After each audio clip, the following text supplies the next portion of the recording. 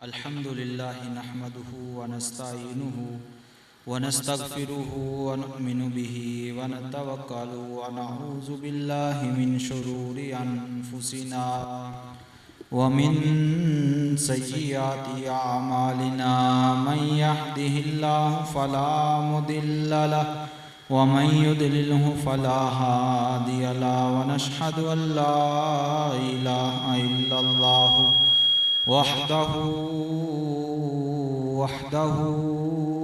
لا شريك له واشهد ان سيدنا وسندنا ومولانا وملجانا ومعوانا محمدا عبده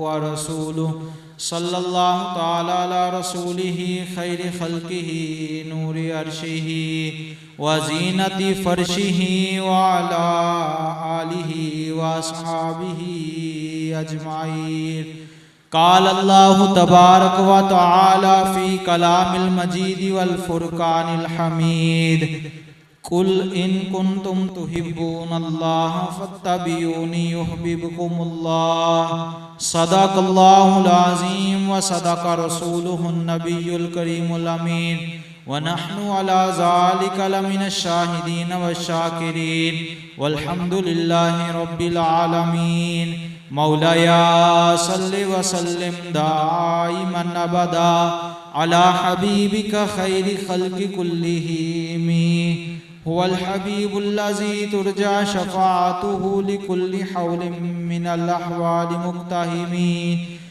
یا رب بالمصطفى بلغ مقاصدنا واغفر لنا محمدا یا واسع الکرم مولایا صل وسلم دائما ابدا على حبیبک خیر خلق کلہم محبت سے درود و سلام پڑھیے تاکہ برکت ہو جائے الصلاۃ والسلام علیک یا سیدی یا رسول اللہ وعلی آلک واصحابک یا سیدی یا حبیب اللہ الصلاۃ والسلام علیک یا سیدی یا رسول اللہ وعلی آلک واصحابک یا سیدی یا رحمت للعالمین بندہ پروردگارم امت احمد نبی دوست دار چار یارم تابع اولاد علی مذہب حنفیہ دارم ملت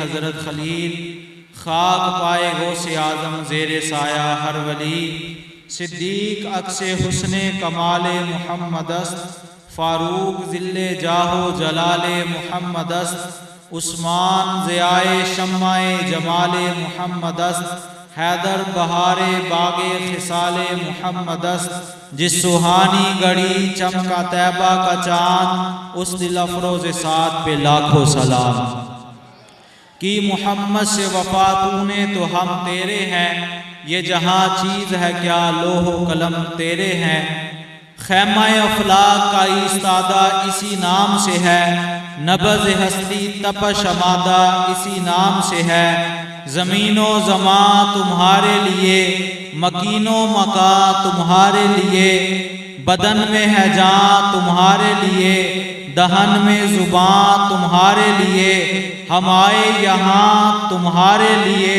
اٹھے بھی وہاں تمہارے لیے خوف نہ رکھ رضا ذرا تو ہے عبد مصطفیٰ تیرے لیے امان ہے تیرے لیے امان ہے حمد و صلاۃ و نعت کے بعد نہایت ہی واجب الاحترام حاضرین و سامعین اکرام الحمدللہ ہمارا یہ درس قرآن و حدیث ہر انگریزی مہینے کی پہلی اتوار کو جامع مسجد الفردوس میں ہوتا ہے اور آج بھی حسب معمول ہو رہا ہے اللہ تعالیٰ سے دعا ہے کہ اللہ تعالیٰ مجھے حق کہنے کی توفیق عطا فرمائے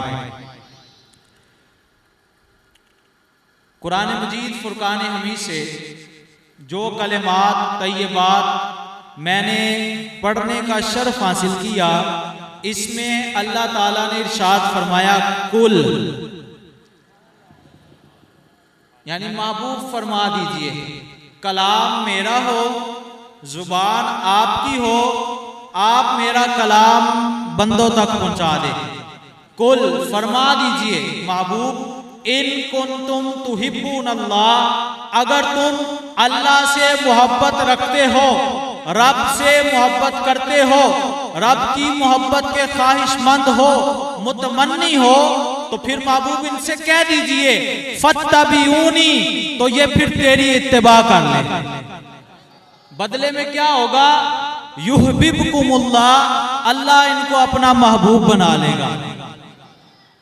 یعنی پتہ چلا اللہ کا محبوب بننے کے لیے ضروری ہے کہ بندہ غلامی رسول میں آ جائے، رسول اللہ صلی اللہ تعالیٰ علیہ وسلم کی اتباع میں آ جائے، اور پھر جو ہے وہ اللہ تعالیٰ بندے کو انعام کیا دے گا؟ اللہ اپنا محبوب بنائے گا۔ حدیث قدسی کے اندر آتا ہے اللہ تعالیٰ جبرائیل کے سامنے یہ اعلان فرماتا ہے، اے جبرائیل، حدیث میں لفظ کنایا ہے، ورنہ اللہ تعالیٰ جبرائیل کے سامنے نام لے کے کہتا ہے کہ میں نے پیر مہر علی شاہ کو اپنا محبوب بنا لیا ہے، میں نے غوث اعظم کو اپنا محبوب بنا لیا ہے، میں نے فرید الدین عطار کو اپنا محبوب بنا لیا ہے، میں نے داتا گنج بخش کو اپنا محبوب بنا لیا ہے، میں نے امام احمد رضا خان کو اپنا محبوب بنا لیا۔ تو رب جس کی محبت جو ہے وہ فرشتوں کو بتائے کہ اے جبرائیل فلاں کو میں نے اپنا محبوب بنا لیا ہے، اب جاؤ جا کر جو ہے وہ جو بھی جو ہے وہ تمہیں انسان ملیں، ان انسانوں کے دلوں میں اس بندے کی محبت پیدا کر دو جس کو اللہ نے اپنا محبوب بنا لیا۔ تو رب جس کی محبت دلوں میں پیدا کر دے وہ مرور زمانہ کے بعد ختم نہیں ہوتی بلکہ بڑھتی چلی جاتی ہے۔ اعلیٰ حضرت کو ہم میں سے کسی نے دیکھا نہیں ہے، داتا صاحب کو ہم میں سے کسی نے دیکھا نہیں ہے، لیکن ان کی محبت ہمارے دلوں کے اندر کیوں ہے؟ اس لیے کہ انہوں نے فاتبعونی پر عمل کیا تھا، بدلے میں اللہ نے ان کو اپنا محبوب بنا لیا، اور محبوب بنا کر انسانوں کے دلوں میں محبت بھی پیدا کر دی۔ انہی محبوب بندوں میں سے ایک محبوب بندے کا آج ہم تذکرہ کرنے جا رہے ہیں، امام اہل سنت مجدد دین و ملت، آپ کا جو ہے وہ عرس 25 صفر المظفر کو جو ہے وہ ہوتا ہے، اور یہ مہینہ سفر کا ہے، اور اس مہینے میں اولیاء کا ذکر ہوتا ہے۔ حضور علیہ السلام نے ارشاد فرمایا ان اللہ یبعث لہذہ الامہ علی راس کل 100 سنۃ من یجدد لہا دینہا، کہ آپ نے ارشاد فرمایا بے شک ہر صدی کے جو ہے وہ آخر پر اللہ تعالیٰ امت میں ایک مجدد بھیجے گا جو امت کے لیے اس کا دین نیا کر دے گا۔ یعنی جو دین پر جو ہے وہ گرد و غبار پڑا ہوگا، وہ دین سے گرد و غبار ہٹا کر دین کو بالکل نیا اور صاف ستھرا کر کے لوگوں کے سامنے جو ہے وہ پیش کر دے گا۔ اور امام جلال الدین سیوطی قدس سرہ اپنی مرکات المسعود شرح ابو داؤد میں اس مقام پر مجدد کی سب سے بڑی جو ہے وہ علامت بتاتے ہیں کہ گزشتہ صدی کے آخر میں اس کی شہرت ہو چکی ہوتی ہے، اور موجودہ صدی میں بھی وہ مرکز علوم سمجھا جاتا ہے، یعنی علماء کے درمیان اس کے احیاء سنت یعنی سنت کو زندہ کرنا، ازالہ بدعت کو دور کرنا اور دیگر دینی خدمات کا چرچا ہو چکا ہوتا ہے۔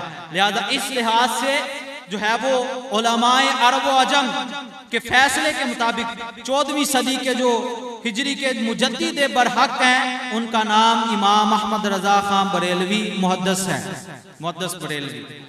آپ کا نام کی بات کی جائے تو آپ کا نام محمد تھا، کہیے سبحان اللہ، اور آپ کا تاریخی نام المختار ہے۔ کیا ہے؟ المختار۔ اور آپ کے دادا نے آپ کا نام احمد رضا رکھا تھا، ٹھیک ہے، اور اسی نام سے پھر آپ مشہور ہوئے۔ بعد میں اعلیٰ حضرت نے اس نام کے ساتھ عبد مصطفیٰ کا جو ہے اضافہ کر لیا، جیسے میں نے شعر پڑھا کہ تو ہے عبد مصطفیٰ، تیرے لیے امان ہے، تیرے لیے امان ہے۔ اعلیٰ حضرت ہندوستان کے شہر بریلی محلہ جسولی میں آپ کی ولادت بسعادت ہوئی، اور آپ کی جو پیدائش ہے وہ 10 شوال المکرم ہے اور آپ کی جو ہے وہ پیدائش بروز ہفتہ وقت ظہر جو ہے وہ ہوئی، اور آپ نے اپنی پیدائش کا جو سال ہے اس آیت سے نکالا، اولئک کتب فی قلوبہم الایمان وایدہم بروح منہ، یہ ہیں وہ لوگ جن کے دلوں میں اللہ نے ایمان نقش فرما دیا اور اپنی طرف کی روح سے ان کی مدد بھی فرمائی ہے۔ اور آپ کے والد محترم کا نام نقی علی خان تھا، جو بلند پایا عالم اور ولی کامل تھے۔ آپ کے دادا جان مولانا رضا علی خان بہت بڑے عالم، زاہد، متقی اور صوفی بزرگ تھے، اور آپ کا خاندان کی اگر بات کی جائے تو آپ جو ہے وہ پٹھان تھے، سبحان اللہ کہہ دیجئے۔ تو آپ جو ہے وہ ہر لحاظ سے جو ہے وہ علم و عرفان کا جو ہے وہ منبع تھے۔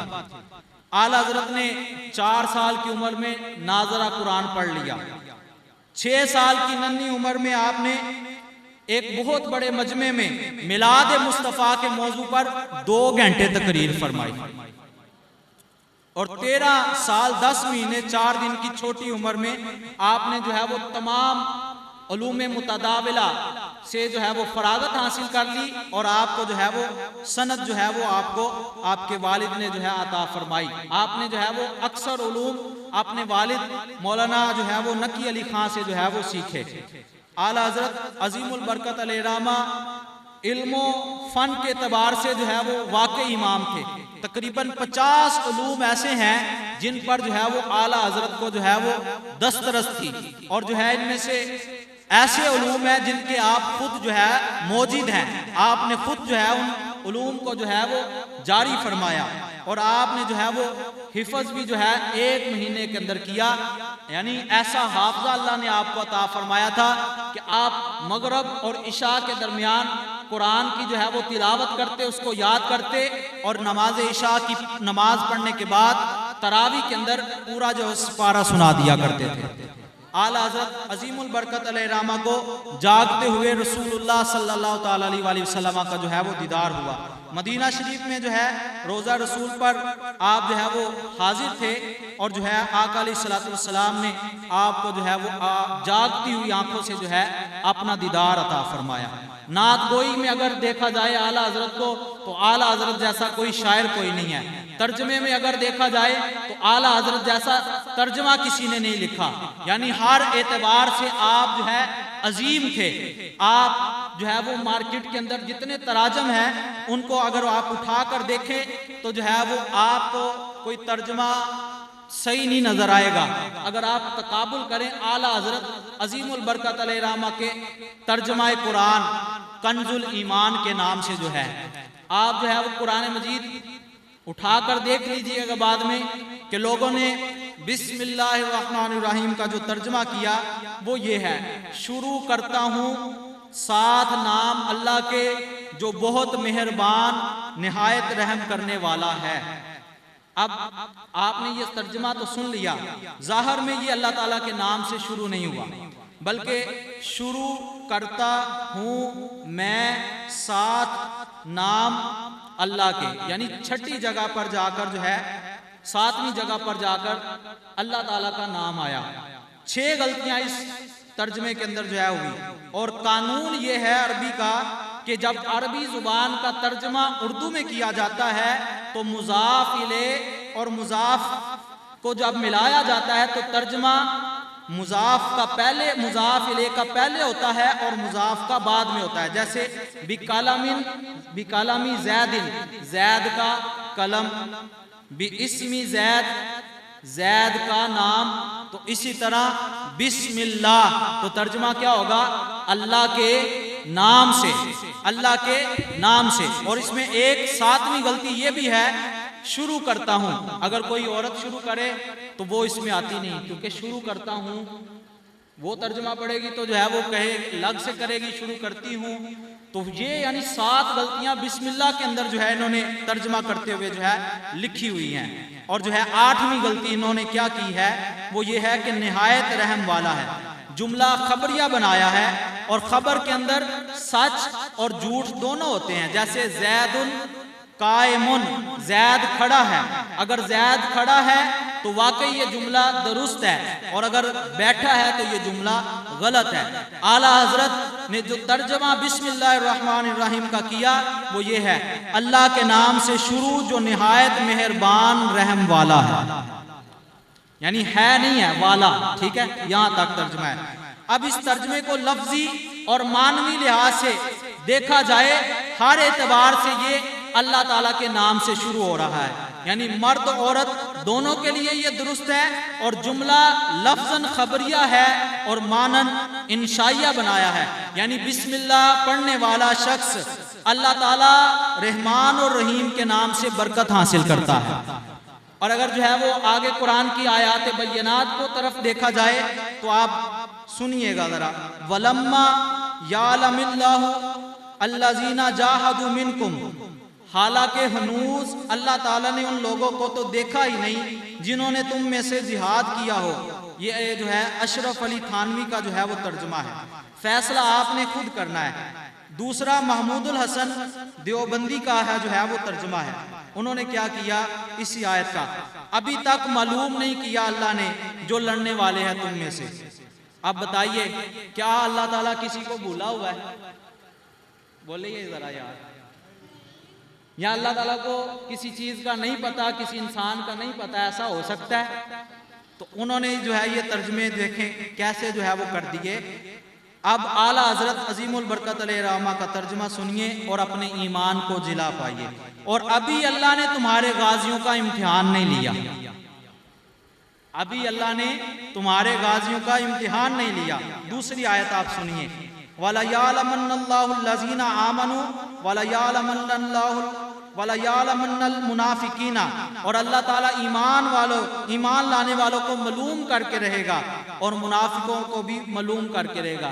کیا اللہ تعالیٰ جانتا نہیں ہے کس نے کلمہ پڑھا ہے اور کس نے کلمہ نہیں پڑھا؟ لیکن ان لوگوں نے جو ہے وہ ترجمہ یہ کیا۔ دوسرا فتح محمد جلندری کا جو ہے وہ ترجمہ ہے: خدا ان کو ضرور معلوم کرے گا جو مومن ہے اور منافقوں کو بھی معلوم کر کے رہے گا۔ اور جو ہے ان سارے ترجموں کو آپ جو ہے وہ پڑھیں، اور آخر میں پھر اعلیٰ حضرت کا جو ہے وہ ترجمہ سنیے گا: اور ضرور اللہ ظاہر کر دے گا ایمان والوں کو اور ضرور ظاہر کر دے گا منافقوں کو، یعنی جو ایمان والے ہیں ان کو بھی جو ہے وہ ظاہر کر دیا جائے گا، اور جو منافق ہیں اوپر ایمان کا لبادہ اوڑا ہوا ہے، اندر سے جو ہے وہ منافق ہیں، اللہ تعالیٰ ان کی منافقت کو بھی ظاہر کر دے گا۔ اور جو ہے وہ تیسرا ترجمہ اگر دیکھا جائے تو انہوں نے اس آیت کا کیا: وَيَمْكُرُونَ وَيَمْكُرُ اللَّهُ وَاللَّهُ خَيْرُ الْمَاكِرِينَ، یعنی انہوں نے ترجمہ کیا کہ وہ بھی دعو کرتے ہیں، اللہ بھی دعو کرتا ہے، اور اللہ کا دعو سب سے بہتر ہے۔ اور دوسرا جو ہے وہ ترجمہ: وہ اپنی چال چل رہے ہیں اور اللہ اپنی چال چل رہا ہے۔ تیسرا ترجمہ: وہ مکر کرتے ہیں اور اللہ بھی مکر کرتا ہے۔ یہ تراجم مارکیٹ کے اندر موجود ہے، ہر جو ہے وہ ترجمہ نہیں پڑھ لینا چاہیے۔ جس طرح لوگ کہتے ہیں ہر درزی سے کپڑے نہیں سلوا لینے چاہیے، ہر نائی سے بال نہیں کٹوا لینے چاہیے۔ لوگوں نے اپنے درزی بھی خاص رکھے ہوئے ہیں، اور جن سے بال کٹواتے ہیں یا خط بنواتے ہیں وہ بھی خاص رکھے ہیں۔ ہر جو ہے وہ بندے سے نہ تو کپڑے سلوائے جاتے ہیں اور نہ ہی بال کٹوائے جاتے ہیں، تو پھر یہ تو دین کی بات ہے، یہ تو ہمارے دین کی بات ہے، یہ ہر بندے کے سے نہیں لینی چاہیے، یہ ہر بندے کا ترجمہ نہیں پڑھ لینا چاہیے، بلکہ ترجمہ وہ پڑھیں جو اعلیٰ حضرت نے لکھا ہے۔ اب جو ہے اس کا ترجمہ اعلیٰ حضرت عظیم البرکت علیہ الرحمہ نے کیا کیا کہ وہ اپنا سا مکر کرتے ہیں اور اللہ اپنی خفیہ تدبیر فرماتا ہے، اور اللہ سب سے بہتر تدبیر فرمانے والا ہے۔ ان المنافقین یخادعون اللہ وہو خادعہم۔ چوتھا ترجمہ: البتہ منافقین دغا بازی کرتے ہیں اور اللہ سے، اور وہی ان کو دغا دے گا، یعنی منافق اللہ سے دغا کرتے ہیں اور اللہ ان کو دغا کرے گا۔ کیا اللہ کسی کے ساتھ دغا کرتا ہے؟ اللہ تعالیٰ کو وہ فریب دیتے ہیں اور اللہ تعالیٰ ان کو فریب دیتا ہے۔ فریب کا مطلب ہے دھوکہ۔ کیا اللہ تعالیٰ کسی اپنے بندے کو دھوکہ دے سکتا ہے؟ یہ اس کی شان کے لائق الفاظ ہی نہیں ہیں۔ اور اعلیٰ حضرت عظیم البرکت علیہ الرحمہ نے اس کا ترجمہ کیا: بے شک منافق لوگ اپنے گمان میں اللہ کو فریب دینا چاہتے ہیں اور وہی ان کو غافل کر کے مارے گا۔ اللہ یستہزئ بہم، اللہ ان سے مذاق کر رہا ہے۔ اب بتائیے اللہ کی ذات کسی کے ساتھ مذاق کر سکتی ہے؟ اللہ تو مذاق کرنے سے پاک ہے۔ حضرت موسیٰ علیہ السلام جو ہے وہ مذاق نہیں کرتے۔ آپ نے اپنی قوم کو جب کہا کہ گائے ذبح کرو تو انہوں نے کہا اتتخذنا ہزوا، آپ ہم سے مذاق کرتے ہیں؟ تو آپ نے کہا اعوذ باللہ ان اکون من الجاہلین، میں اللہ کی پناہ چاہتا ہوں کہ میں جاہلوں میں سے ہو جاؤں۔ مذاق کرنا تو جاہلوں کا کام ہے، یہ نبی کی شان نہیں ہے کہ وہ مذاق کرے۔ تو اللہ کی شان کیسے ہو سکتی ہے کہ وہ کسی سے مذاق کرے؟ اور جو ہے کئیوں نے اس کا ترجمہ کیا اللہ ہنسی کرتا ہے ان سے، اور کئیوں نے اس کا ترجمہ کیا اللہ ان سے دل لگی کرتا ہے۔ ان تمام تراجم کے اندر بہت جو ہے وہ بے ادبی ہے، اور اللہ تعالیٰ جو ہے وہ مذاق کرنے سے پاک ہے، اللہ تعالیٰ دل لگی کرنے سے پاک ہے، اللہ تعالیٰ مذاق کرنے سے پاک ہے۔ اعلیٰ حضرت عظیم البرکت علیہ الرحمہ نے اس کا ترجمہ کیا اللہ ان سے استہزاء فرماتا ہے اپنی شان کے لائق، جیسے اس کی شان ہے وہ استہزاء فرماتا ہے۔ اس سے اگلا جو ہے وہ آیت کا وَوَجَدَكَ ضَالًا فَهَدَىٰ، اور پایا تجھ کو بھٹکتا پھر راہ سجائی۔ کیا ہمارے نبی بھٹک رہے تھے؟ بتائیے۔ اور پھر کئیوں نے اس کا جو ہے وہ ترجمہ کیا تم کو دیکھا راہ حق کی تلاش میں بھٹکے بھٹکے پھر رہے ہو، تم کو دین اسلام کا سیدھا رستہ دکھایا، اور تمہیں گم کردہ راہ پایا تو تمہیں جو ہے ہدایت دی، یعنی راستہ آپ بھول گئے تھے، گم ہو گیا تھا۔ الیاذ باللہ، نقل کفر نباشد۔ اعلیٰ حضرت نے اس کا ترجمہ کیا وَوَجَدَكَ ضَالًا فَهَدَىٰ، اور تمہیں اپنی محبت میں خود رفتہ پایا تو اپنی طرف راہ دی، یعنی تم ہماری محبت میں خود رفتہ تھے، اتنی محبت تھی کہ ہم نے آپ کو رستہ دے دیا۔ لِيَغْفِرَ لَكَ اللَّهُ مَا تَقَدَّمَ مِن ذَنبِكَ وَمَا تَأَخَّرَ، اس کا ترجمہ کریں یعنی بعض تراجم ایسے ہیں جن کو پڑھا جائے تو جہنم کے دروازے کھل جاتے ہیں، کنز الایمان پڑھا جائے تو جنت کے دروازے کھل جاتے ہیں۔ اس آیت کا اب انہوں نے ترجمہ کیا لِيَغْفِرَ لَكَ اللَّهُ مَا تَقَدَّمَ مِن ذَنبِكَ وَمَا تَأَخَّرَ، محبوب اللہ نے آپ کے اگلے پچھلے گناہ معاف کر دیے۔ استغفر اللہ۔ کیا نبی گناہ کر سکتا ہے؟ نبیوں کو تو اللہ نے معصوم پیدا کیا ہے، ان سے گناہ کا تصور بھی نہیں کیا جا سکتا، لیکن انہوں نے ترجمہ کیا معاف کرے تجھے اللہ جو آگے ہو چکا تیرے گناہ اور جو پیچھے رہے۔ اب بتائیے محبوب کے اگلے گناہ کون سے تھے، پچھلے گناہ کون سے تھے؟ اور اشرف علی تھانوی نے جو ترجمہ کیا تاکہ اللہ آپ کی سب اگلی پچھلی خطائیں معاف کر دے۔ استغفر اللہ، الیاذ باللہ کہہ دیجیے۔ اب جو ہے وہ اگر اعلیٰ حضرت عظیم البرکت علیہ الرحمہ کا آپ ترجمہ سنیں اسی آیت کا لِيَغْفِرَ لَكَ اللَّهُ مَا تَقَدَّمَ مِن ذَنبِكَ وَمَا تَأَخَّرَ، محبوب اللہ نے آپ کی وجہ سے آپ کے اگلوں کے گناہ بھی معاف کر دیے اور آپ کے پچھلوں کے بھی گناہ معاف کر دیے۔ یہاں پر لا کا جو ہے نا اس میں لام سببیت کے معنی میں ہے، جیت اللہ کا میں تیرے سبب سے آیا، تو انہوں نے جو ہے وہ ایسے ایسے ترجمہ کیا۔ اب اس آیت کا جو ہے وہ ترجمہ سنیے الرحمن علم القرآن خالق الانسان علمہ البیان، انہوں نے ترجمہ کیا رحمان نے قرآن کی تعلیم دی، اس نے انسان کو پیدا کیا پھر اس کو گویائی سکھائی، یعنی جنوں اور آدمیوں پر خدائے رحمان کے جہاں اور بے شمار احسانات ہے، ازاں جملہ یہ کہ اس نے قرآن پڑھایا، اسی نے انسان کو پیدا کیا پھر اس کو بولنا سکھایا۔ یعنی ان تمام تراجم سے کچھ سمجھ نہیں آتی کہ رحمان نے کسے قرآن سکھایا، علامہ متعدی بدو مفعول ہے، کس انسان کو پیدا فرمایا، کون سا بیان سکھایا۔ اعلیٰ حضرت بریلوی قدس سرہ نے ان آیات کا ترجمہ کیا رحمان نے اپنے محبوب کو قرآن سکھایا، انسانیت کی جان محمد کو پیدا کیا، ما کان و ما یکون کا بیان انہیں سکھایا۔ یہ ہے اعلیٰ حضرت کا جو ہے وہ ترجمہ۔ وَالنَّجْمِ اِذَا ہَوَا، قسم ہے مطلق ستارے کی جب وہ غروب ہونے لگے، قسم ہے تارے کی جب وہ غروب ہوا۔ اور اعلیٰ حضرت نے اس کا ترجمہ کیا وَالنَّجْمِ اِذَا ہَوَا، اس پیارے چمکتے تارے محمد کی قسم جب یہ معراج سے اترے۔ تو یہ جو ہے وہ تراجم ہیں جن کے اندر بے ادبیاں ہیں، ان کو پڑھا جائے تو جو ہے وہ جہنم کے دروازے کھلتے ہیں. اعلیٰ حضرت کا اگر ترجمہ پڑھا جائے تو جو ہے جنت کے دروازے کھلتے ہیں. برادران اسلام، اعلیٰ حضرت ابتدا سے لے کر انتہا تک منزل کا نام ہے، اور علامہ اقبال رحمۃ اللہ علیہ ابتدا سے لے کر انتہا تک جستجو کا نام ہے.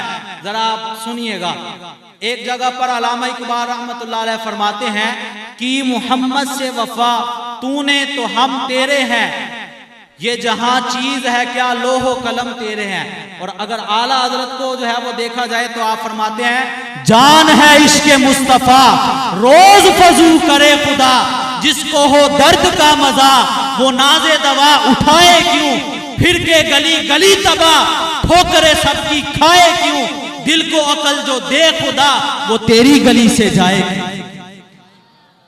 اگر جو ہے وہ علامہ اقبال رحمۃ اللہ علیہ کو دیکھا جائے تو آپ فرماتے ہیں تو غنی از ہر تو عالم من فقیر، عذر ہائے روز معاشر من پذیر، ور حسابم رات بینی ناگزیر، از نگاہ مصطفیٰ پنہا بگیر. آپ فرماتے ہیں کہ یا اللہ قیامت کے دن جو ہے وہ اگر میرا حساب کرنا لازم ہو جائے تو پھر جو ہے وہ میرا حساب نگاہ مصطفیٰ سے چھپا کر کرنا. رسول اللہ صلی اللہ علیہ وسلم کے سامنے میرا جو ہے وہ حساب نہ کیا جائے، مجھے آقا کے سامنے جو ہے وہ شرمندگی ہوگی. آقا علیہ الصلوۃ والسلام کی نگاہوں سے ذرا چھپا کر میرا حساب لے لینا. یا اللہ اگر تو نے میرا حساب لینا ہی ہوا تو اگر اعلیٰ حضرت کی طرف دیکھیں تو آپ فرماتے ہیں تجھ سے چھپاؤں منہ تو کروں کس کے سامنے، کیا اور بھی نظر کسی سے، کیا اور بھی توقع ہے نظر سے کسی کی، کیا اور بھی توقع ہے.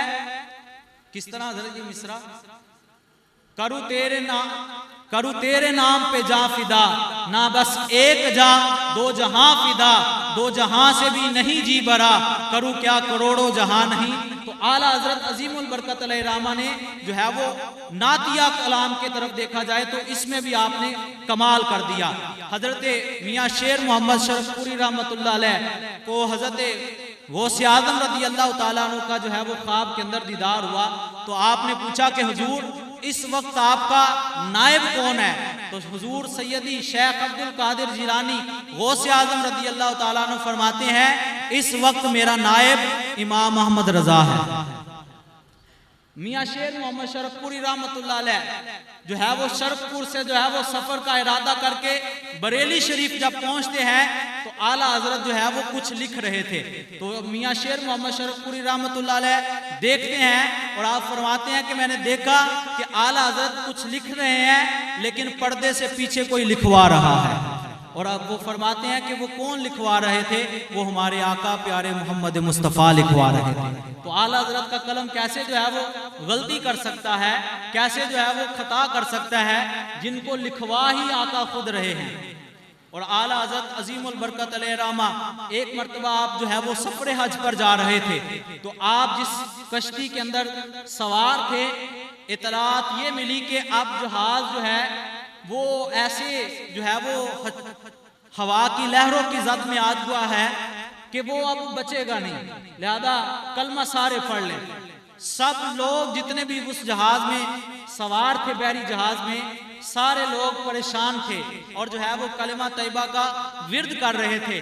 اور اعلیٰ حضرت نو عمر بچے تھے، آپ نے جو ہے وہ کوئی جو ہے وہ گھبراہٹ محسوس کسی کو نہ کروائی بلکہ آپ کے چہرے پر مسکراہٹ تھی. لوگوں نے دیکھا کہ یہ بچہ جو ہے وہ پریشان بالکل نہیں ہے. کہا کہ بیٹا تجھے پتہ نہیں کہ یہ جہاز اب ڈوب جائے گا؟ آپ نے فرمایا کہ اس جہاز کو کچھ بھی نہیں ہوگا، اس لیے کہ اس جہاز پر سوار ہوتے ہوئے میں نے اپنا دایا قدم پہلے رکھا تھا اور جو ہے سوار ہوتے سفر کی دعا پڑھ لی تھی. اور میرے آقا کا فرمان ہے کہ جو کوئی بندہ سفر کرتے ہوئے سواری پر سوار ہوتے ہوئے جو ہے وہ سفر کی دعا پڑھ لے گا اللہ تعالیٰ اس سواری کی بھی حفاظت فرمائے گا اور جتنے لوگ اس میں مسافر ہوں گے ان کی بھی حفاظت فرمائے گا. آپ نے یہ بات کہی، لوگوں کا خوف جاتا رہا اور جو ہے چند لمحوں کے بعد یہ اطلاع رات ملی کہ اب وہ لہریں دور چلی گئی ہیں اور اب جہاز بالکل خطرے سے بالکل جو ہے وہ خالی ہو چکا ہے۔ یہ ہے اعلیٰ حضرت عظیم البرکت علیہ رحمہ کا حدیث پر جو ہے وہ یقین۔ جب سفر پر جو ہے وہ روانہ ہونے لگیں تو جو ہے وہ سفر کی دعا پڑھ لیں، اس دعا کی برکت سے آپ کی جو ہے وہ سواری بھی جو ہے وہ محفوظ رہے گی اور ہر طرح کے آپ کو جو ہے وہ خطرات سے بھی جو ہے وہ بچا لیا جائے گا۔ برادران اسلام، اعلیٰ حضرت عظیم البرکت علیہ رحمہ کشتہ عشق مصطفیٰ ہیں۔ آپ نے جو ہے وہ آپ کے زمانے کے اندر رسول اللہ صلی اللہ تعالیٰ علیہ وسلم کی جو ہے وہ ذات پر جو ہے حملے ہو رہے تھے، تو آپ نے جو ہے اپنے جو ہے وہ قلم کے ذریعے جو ہے وہ لوگوں کا جو ہے وہ منہ بند کر دیا اور آپ نے لکھا کل کے رضا ہے خنجر خوخار برق بار، آدھا سے قید و خیر منائے نہ شر کرے۔ اعلیٰ حضرت عظیم البرکت علیہ رحمہ کے بارے میں لوگوں کو یہ مشہور ہو گیا کہ آپ جو ہے وہ بڑے سخت قسم کے تھے، آپ جو ہے وہ سخت قسم کے اس کے لیے تھے جو رسول اللہ صلی اللہ تعالیٰ علیہ وسلم کی بیعت بھی کرتا تھا یا آپ کی جو ہے وہ شان میں کوئی ہلکا کلمہ کہتا تھا اس کے لیے آپ سخت تھے، وگرنہ آپ کے پاس جو ہے وہ کوئی آ جاتا تو آپ جو ہے اس کے سوالوں کو بڑے اطمینان سے سنتے اور جو ہے اس کے سوالوں کو بڑے اطمینان سے جو ہے وہ جواب دیتے۔ آپ کے پاس ایک جو ہے وہ سیدزادہ تشریف لے آیا اور جو ہے وہ کسی دوسرے مکتبہ فکر سے جو ہے اس نے درس نظامی سے فراغت حاصل کر لی، تو جو ہے وہ اعلیٰ حضرت کی زیارت کی نظر سے نہیں جا رہے تھے بلکہ ان کے دوست نے انہیں کہا کہ آؤ، کہنے لگا کہ میں جو ہے وہ کیا کروں گا، ذات کا وہ پٹھان ہے، متکبر قسم کا وہ شخص ہے، تو میں ان کے پاس جا کر کیا کروں گا۔ اور جب اعلیٰ حضرت عظیم البرکت علیہ رحمہ کے ساتھ ملاقات ہوئی تو آپ فرمانے لگے شاہ جی ذات کا میں پٹھان ہوں اور جو ہے وہ بڑا جابر قسم کا جو ہے وہ آپ سمجھتے ہیں۔ تو جب یہ بات کہی تو شاہ جی جو ہے بالکل حیران ہوئے کہ یہ بات تو میں نے رستے میں کہی تھی، ان کو کیسے معلوم ہوگی۔ اسی وقت جو ہے وہ آپ کے جو ہے مریدوں میں آپ شامل ہو گئے۔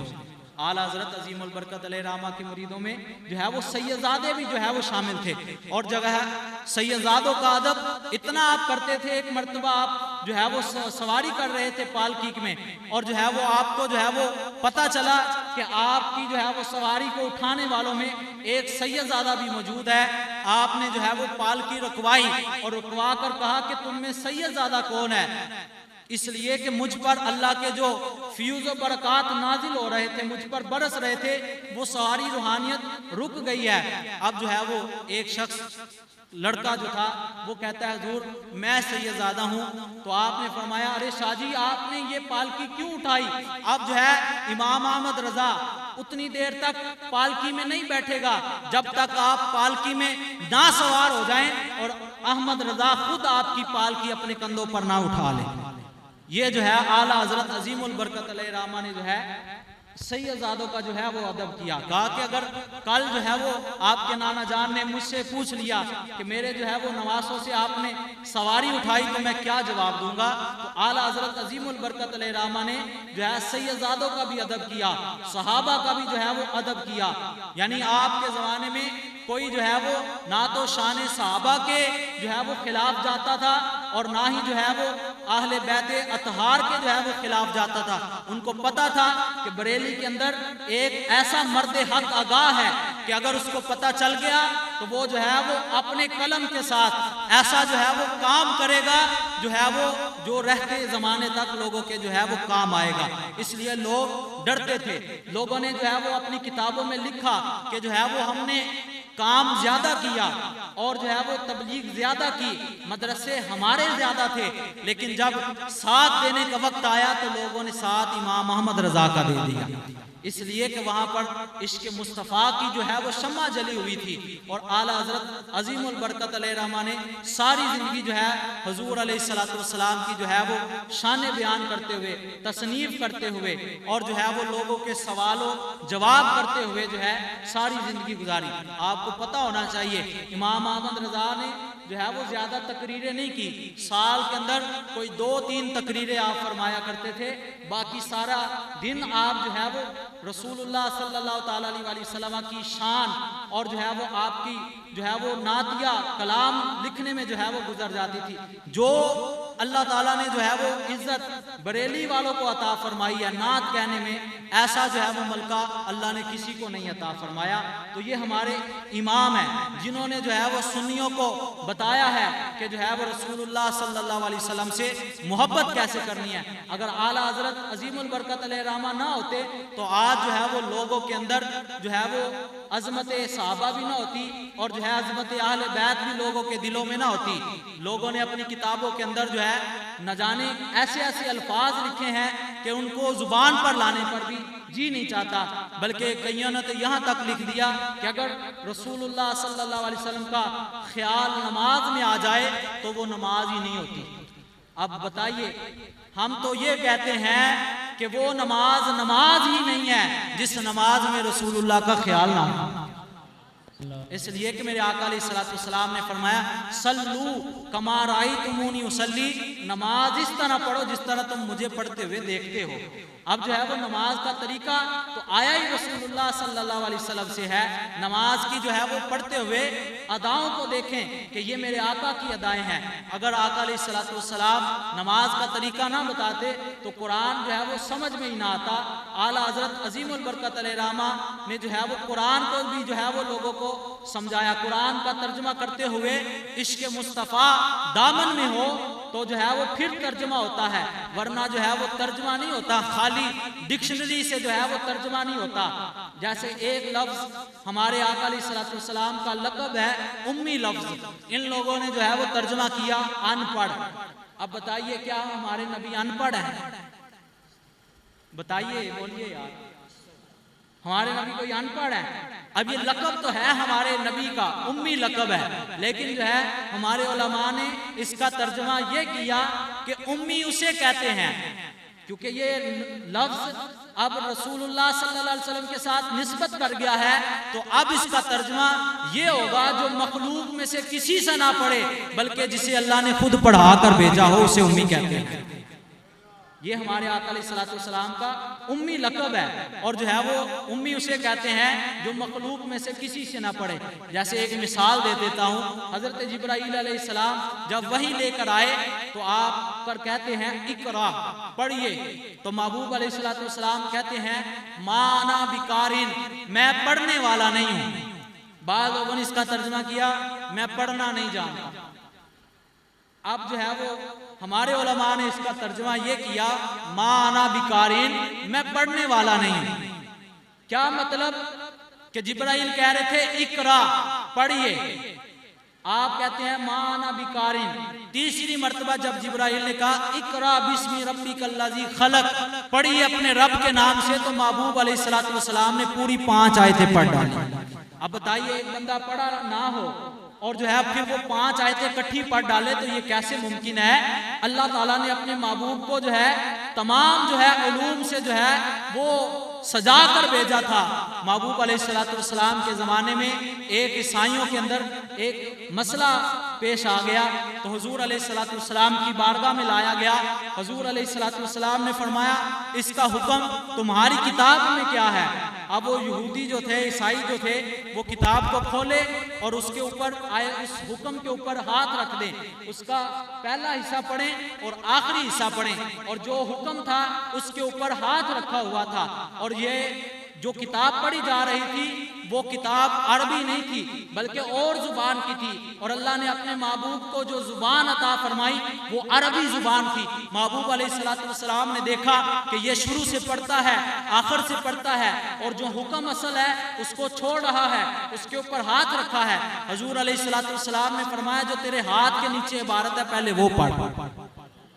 تو یہ علم نہیں ہے تو اور کیا ہے؟ محبوب علیہ السلام کا دنیا میں کوئی استاد نہیں۔ اگر محبوب علیہ السلام کو اللہ تعالیٰ امی نہ بنا کر بھیجتا تو اس پر بھی لوگوں نے اعتراض کر دینا تھا، کیونکہ جس معاشرے کے اندر اللہ نے اپنے محبوب کو بھیجا تھا وہ معاشرہ جاہلوں کا معاشرہ تھا، وہ معاشرہ ان پڑھ لوگوں کا معاشرہ تھا۔ اگر محبوب علیہ السلام وہاں جو ہے وہ پڑھے لکھے جاتے، یعنی یہ لقب نہ ہوتا، پڑھے لکھے جاتے، تو ان لوگوں لوگوں نے کہنا تھا یہ نبی تو پڑھا لکھا ہے، ہم ان کی بات کو کیسے مانیں؟ اگر جو ہے یہ امی ہوتے تو پھر ہم ان کی بات مانتے۔ تو اللہ نے اپنے نبی کو امی بھیجا، یعنی وہ تو امی تھے۔ جب ڈکشنری میں معنی دیکھا جائے گا پھر تو اس کا معنی یہی ہے، ان پڑھ، لیکن جب لفظ کی نسبت آقا علیہ السلام کے ساتھ ہو جائے تو پھر ترجمہ بدل جاتا ہے، اور پھر اس کا ترجمہ یہ ہوگا کہ جو مخلوق میں سے کسی سے نہ پڑھے جسے اللہ نے خود پڑھا کر بھیجا ہو۔ ان کے جو ہے وہ علمی قابلیت دیکھی جائے تو وہ بھی نعرہ رسالت، عظمت و شان مصطفیٰ، فیض رضا جاری رہے گا، فیض رضا جاری رہے گا، فیض رضا جاری رہے گا، فیض رضا جاری رہے گا۔ علم کا دریا ہوا ہے معجزاً تحریر میں، جب قلم تو نے اٹھایا اے امام احمد رضا، فیض رضا جاری رہے گا انشاءاللہ، جاری رہے گا۔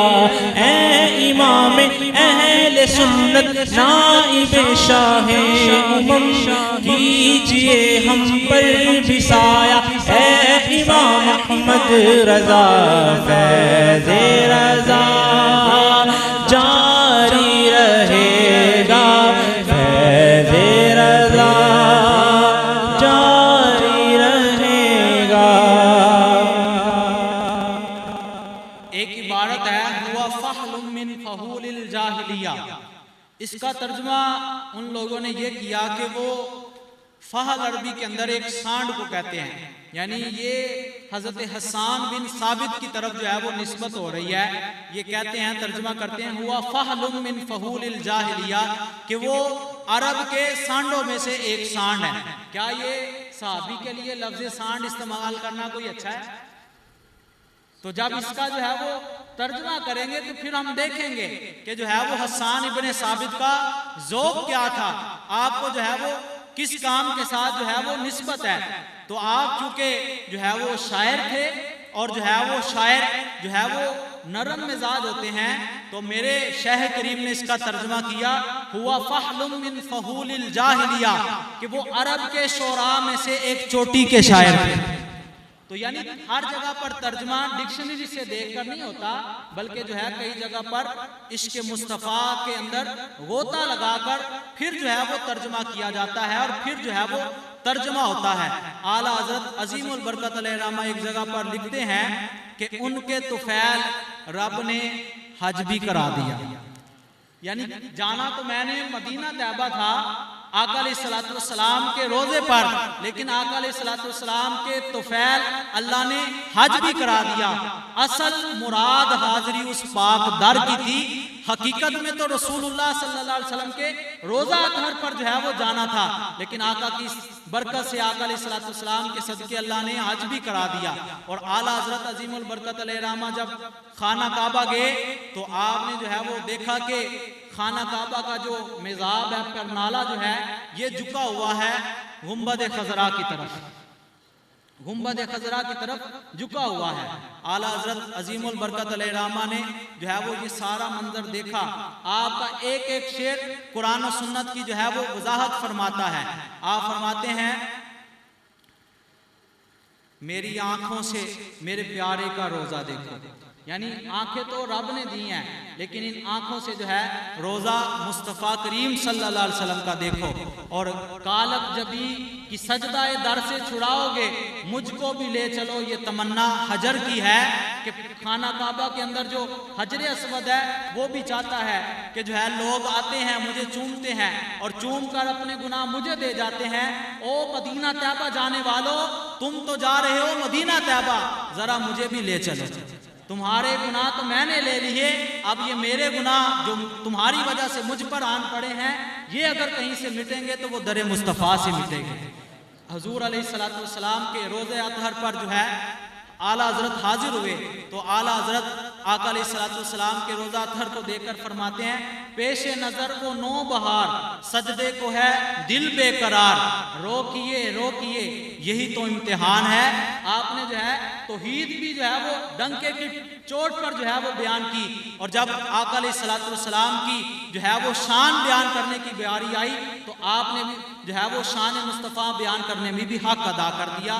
اللہ تعالی ہمیں امام اہل سنت مجدد دین و ملت علیہ رحمہ کا جو ہے وہ مطالعہ، آپ کی جو ہے وہ زندگی، آپ کا جو ہے وہ لکھا ہوا ترجمہ جو ہے وہ اللہ ہم سب کو پڑھنے کی توفیق عطا فرمائے۔ وما علینا الا البلاغ۔